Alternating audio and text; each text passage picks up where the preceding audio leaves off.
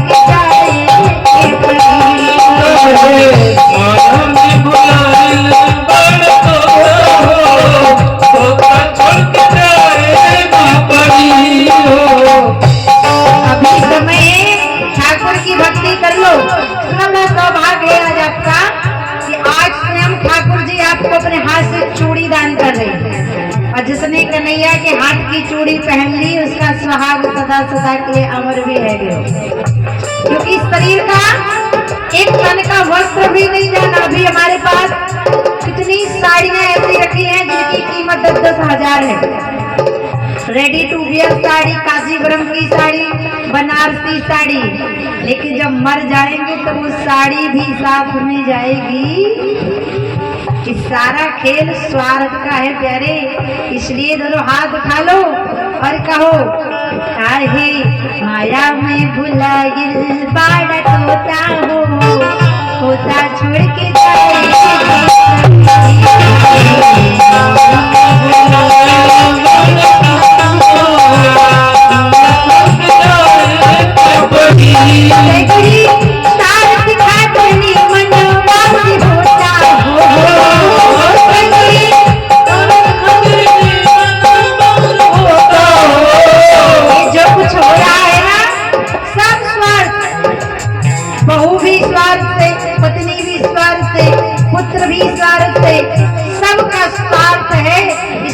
बाबूजी करते हैं। जिस दिन बहू का खर्चा उठाना बंद कर दोगे उस दिन से बहू भी रास्ते पे आके आपका नाम लेके 10 बातें सुना देगी और ज्यादा करोगे ना तो 100 नंबर लगा के पुलिस भी बुला देगी। हाँ, इसलिए सारा स्वार्थ की खातिर सब प्रेम व्यवहार चल रहा है। बाकी अंदर से कोई किसी को प्रेम करने वाला, सच्चा प्रेम वही कर रहा है जिसे आपसे कोई किसी प्रकार की धन की लालसा ना हो और जो बगैर किसी स्वार्थ के आपसे प्रेम करता हो, समझ लेना वही सच्चा प्रेम है। जैसे एक माँ अपने बच्चे से निस्वार्थ प्रेम करती है, कभी किसी स्वार्थ के कारण प्रेम नहीं करती। इसलिए सारा सिस्टम है ना स्वार्थी है। इसलिए बाबा कहते हैं सगिरी स्वार्थ खातिर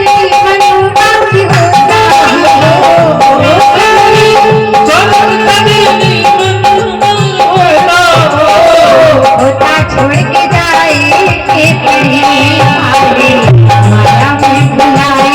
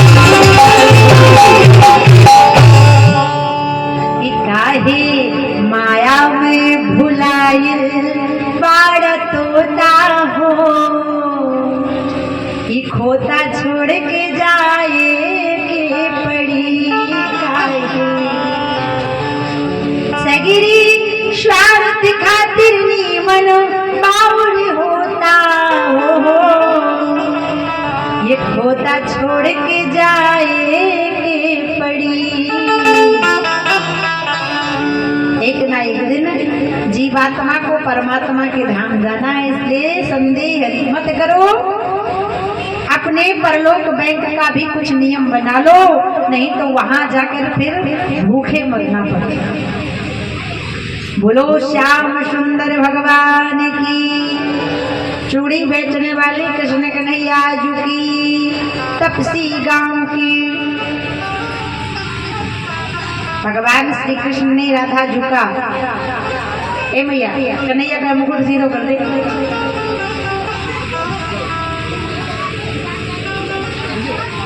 लाला ने सबको श्रृंगार करियो।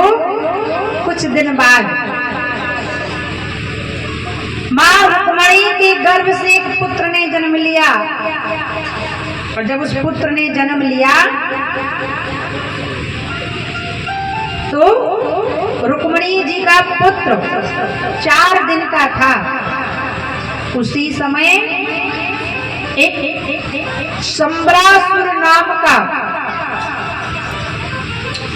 दैत्य आया और प्रदुम्न जी महाराज को प्रसूति गृह से उठाकर ले गया और जाकर समुद्र में फेंक दिया। उसी समय बहुत बड़ी मछली आई और उस मछली ने प्रदुम्न जी महाराज को पूरा ही निगल लिया। अब शंबरासुर ने भगवान श्री कृष्ण के 4 दिन के पुत्र को समुद्र में क्यों फेंका? क्योंकि शंबरासुर को ब्रह्मा जी ने श्राप दिया था, भगवान श्री कृष्ण के पुत्र प्रदुम्न से तुम्हारा वध होगा।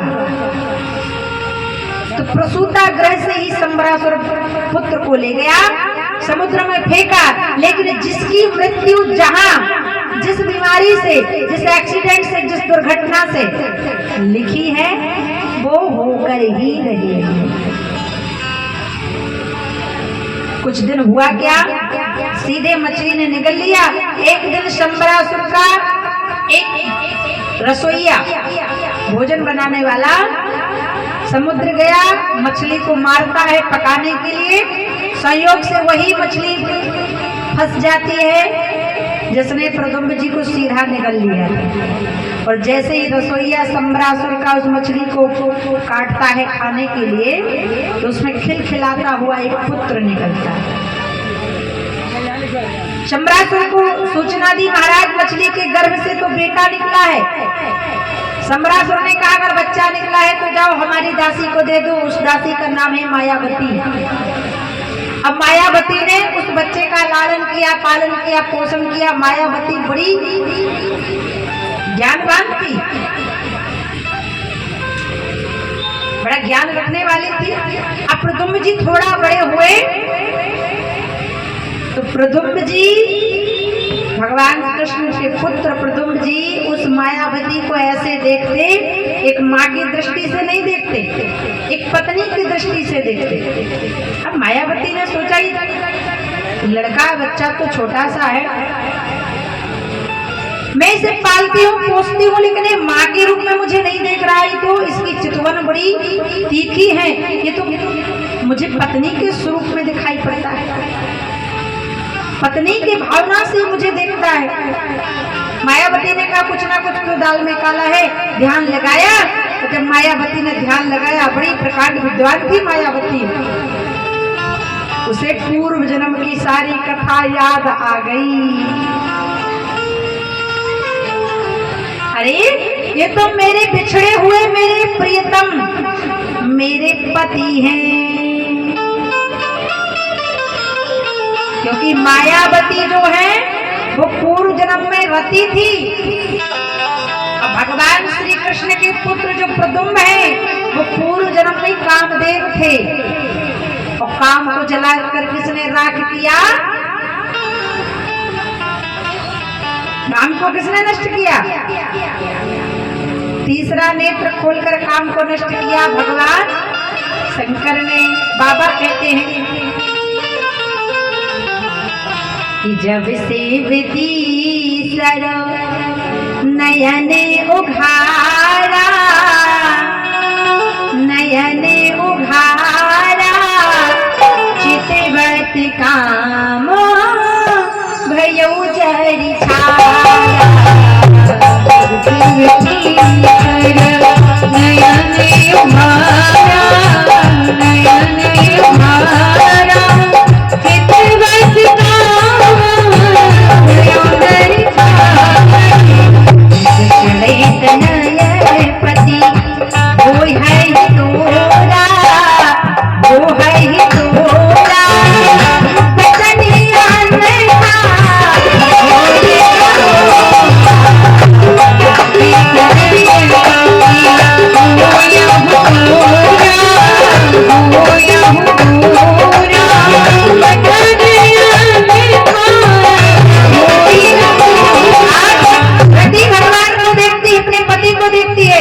तो मन में भाव आ जाता है।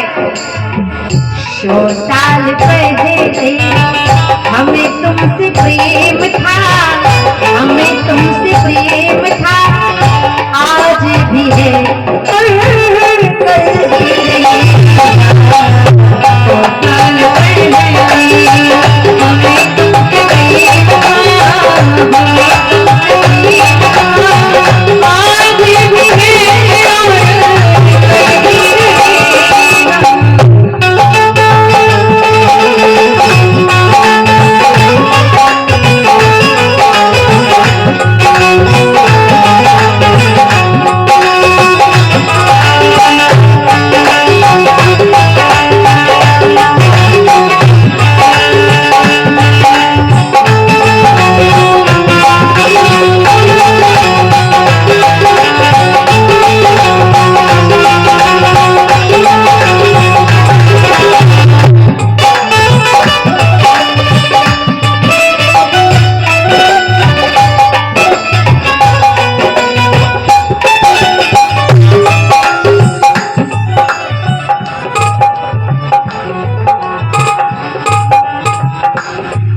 भगवान ने जब तीसरा नेत्र खोला, भगवान ने तीसरा नेत्र खोलकर कामदेव को जलाकर राख कर दिया। तो कामदेव की पत्नी रोती हुई आ गई, प्रभु आपने मेरे पति का वध कर दिया। हे भगवान, इस संसार में जब स्त्री का सौभाग्य आ जाता है, विवाह हो जाता है, तो पति से बढ़कर उसका कोई सच्चा साथी नहीं होता। और आपने मेरे पति को मार दिया, और पति मेरी सोनी मांग, पुत्र बिना घर सोना, दोनों है सुख के साधन,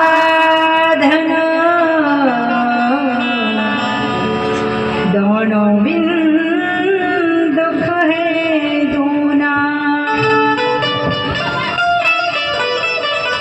हे प्रभु, हे महादेव, आदिदेव, काशी विश्वनाथ शंभु, आपने मेरे पति का वध कर दिया। अब मैं पति के बिना कैसे रहूंगी? भगवान को दया आ गई। भगवान शंकर ने कृपा कर दी। जाओ रति, जब द्वापर में भगवान श्री कृष्ण आएंगे तो भगवान श्री कृष्ण का पुत्र प्रदुम्ब तुम्हारा पति होगा, यह मैं तुम्हें आशीर्वाद देता हूँ। बोलो महादेव की। इसलिए तो कहते हैं भक्त, महादेव शंभु हे जग से निराले, बड़े सीधे साधे, बड़े भोले भाले। आज बासुकीनाथ जाकर इतना आनंद आया, जितना आनंद जाकर कहीं मुझे नहीं आया। बड़ा सुंदर लगा बाबा के धाम। ऐसे है महादेव, अकाल मृत्यु भी कट जाए महादेव का दर्शन करने से। अकाल मृत्यु वो मरे जो कर्म करे चंडाल का, तो काल उसका क्या करे जो दास हो महाकाल का। महादेव ने कहा, जाओ रति, तुम्हें तुम्हारा पति मिल जाएगा। रति प्रसन्न हो गई। अब रति जब मायावती बनी तो उसे समझ आ गया, ये तो भगवान साक्षात हैं मेरे स्वामी। हृदय से लगा लिया और बला की शिक्षा अपने पति प्रद्युम्न को दी और प्रद्युम्न जी महाराज ने सम्रासुर का सिर धड़ से अलग कर दिया, वध कर दिया। बोलो प्रद्युम्न जी महाराज की। अब भगवान के दरवाजे पर, द्वारकाधीश के दरवाजे पर प्रद्युम्न जी महाराज अपनी पत्नी मायावती को लेकर पहुंचे। माता रुक्मिणी ने देखा 16 साल का बिछड़ा हुआ मेरा पुत्र है ये, कौन पहचान सकते हैं? कौन पहचान सकता है कि पैदा हुआ बच्चा गायब हो जाए, 16 साल बाद मिले? पिता नहीं जान सकता, लेकिन माँ जान सकती है। रुक्मिणी माँ के हृदय से दुग्ध की धाराएं निकल पड़ी। भगवान की ओर देखती है, कहती है लगता है मुझे मेरा बेटा है खोया हुआ।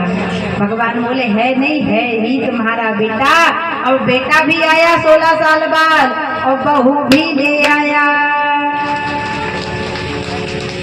अच्छा देखो, माँ की ममता का कोई मोल नहीं है सज्जनों, ध्यान दें। एक बच्चे को माँ जन्म देती है, पालती है, पोसती है। बच्चा अगर रात में बिस्तर गीला कर देता है तो माँ गीले में सो जाती है और अपने बेटे को बेटी को सूखे में सुलाती है।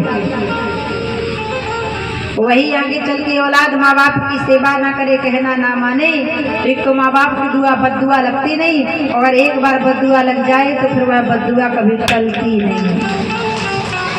एक बार क्या हुआ, एक गांव में एक माँ रहती थी, उसके पति का स्वर्गवास हो गया। उसका एक बेटा था और बेटा बुरी संगति में पड़ गया। कहते हैं ना, जिस बाग की रक्षा करने वाला माली नहीं होता वो बाग जल्दी उजड़ जाता है। जिस औलाद को माँ बाप का भय ना हो, बड़े बुजुर्गों का भय ना हो, वो औलाद बड़ी जल्दी उजड़ जाती है। बेटा था, बुरी संगति में पड़ गया, माँ का उसे कोई भय नहीं, पिता है नहीं, तो एक वेश्या से प्रेम करने लगा और वेश्या से कहता है मैं तुझसे इतनी मोहब्बत करता हूँ, परदेसी की प्रीत रहने का सपना, और दिया कलेजा काट हुआ ना अपना।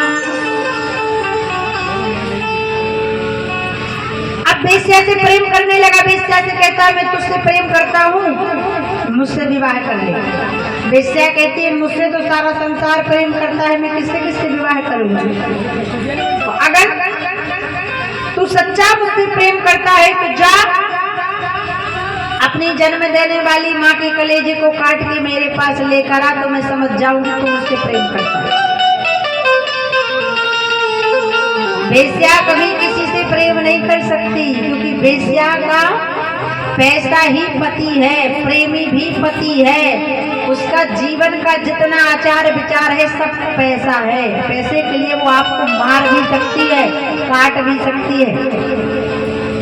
माल तेरे पास है तो माल तेरा खाएगी, और जो हुआ खत्म तो फिर नजर नहीं आएगी। भागवत जी की कथा से सीख लो, धुंधकारी को काट काट के मार डाला। अब वेश्या से इतना प्रेम करने लगा, आज उसने कहा जन्म देने वाली माँ के कलेजे को काट के लाओ, तब मैं मानूंगी कि प्रेम करते हो। आज ये भी भूल गया कि जिस माँ की छाती के दूध को पीकर मैं 20 साल का नौजवान बन गया, प्रेम करने के लायक बन गया, आज उसी माँ की छाती को चीरने के लिए वेश्या बोल रही है।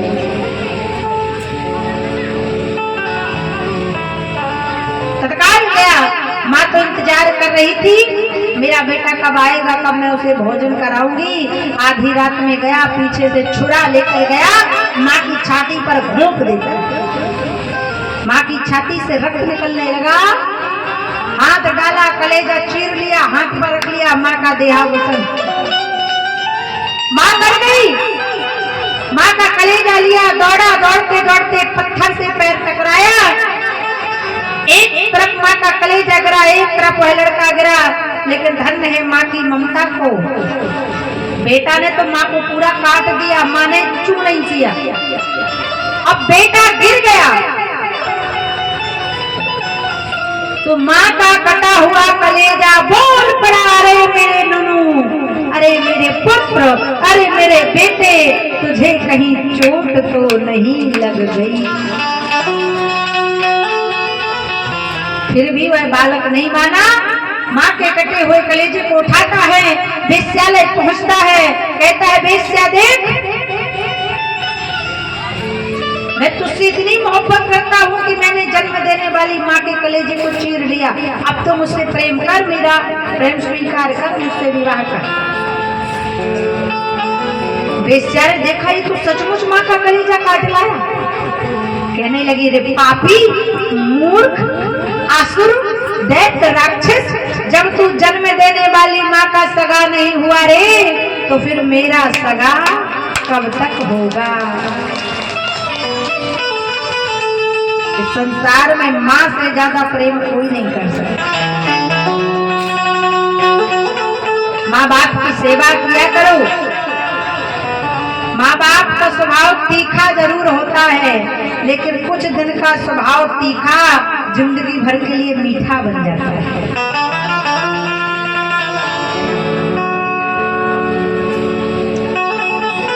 इसलिए तो कहते हैं माँ के जैसा कोई नहीं है जो प्रेम करे।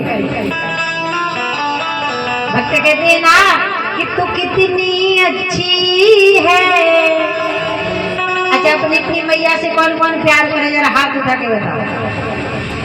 मैया नहीं समझेगा, मैया मम्मी, मम्मी समझ ले, माँ, अम्मा, सब प्यार करते हैं। देखो उससे पूछो जिसके पास माँ नहीं है उसको कैसा लगता होगा। और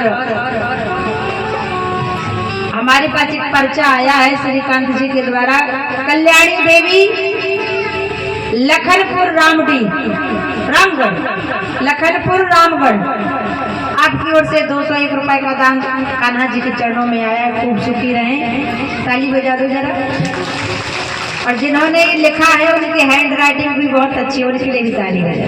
बोलो वृंदावन बिहारी लाल की।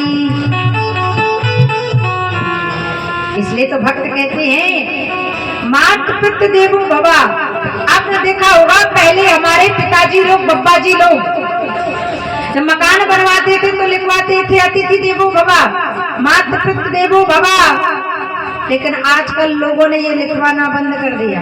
आजकल क्या लिखवाने लगे, अच्छा से अच्छा मकान बनवा लेते हैं जामा में, तो लिखवाते हैं वेलकम। पहले लिखवाया मातृ पितृ देवो भवा, इसको लिखना छोड़ दिया, लिखवाने लगे सुस्वागतम, इसको भी छोड़ दिया। अब लिखवाने लगे वेलकम, इसको भी छोड़ दिया। अब अच्छा से अच्छा मकान दुमका में बनाया और घर के सामने लिखवा दिया कुत्तों से सावधान। ऐसा मकान, अच्छा मकान बनवाओ, माता पिता की कृपा लिखवाओ, तभी उस घर में कृपा होगी। कुत्तों से सावधान लिखवाओगे तो रेबीज की बीमारी जरूर फैल जाएगी। बोलो राधे राधे। अरे गौ की सेवा करो। आजकल बड़े बड़े कुत्तों को मैंने देखा है बड़ी बड़ी गाड़ियों में घूमते हुए। गौ माता को घास नहीं मिल रही और कुत्ते चमनप्राश खा रहे हैं। ये दशा है मेरे भारतवर्ष की। बोलो वृंदावन बिहारी लाल की। माँ जो होती है ना बड़ी ममतामयी होती है, इसलिए तो माँ कन्हैया को भी बुलाती थी प्यार से कनुआ और कहती थी मोहन आओ तो सही गिरधर, आओ तो सही। और माधवरा मंदिर में मीराबाई खड़ी, आओ तो सही गिरधर, आओ तो सही। माधवरा मंदिर में मीराबाई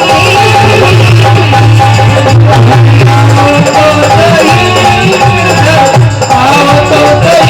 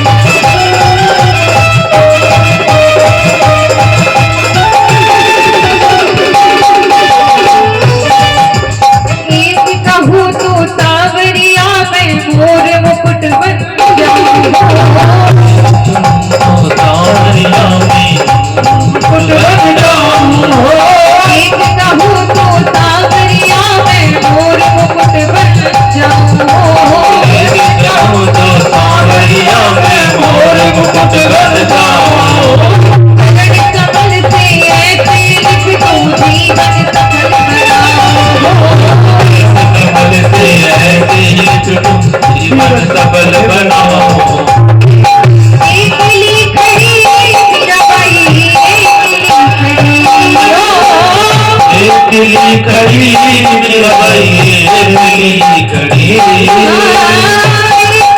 खड़ी मीराबाई खड़ी खड़ी मीराबाई खड़ी हट आओ तो सही हट आओ तो सही हट आओ तो सही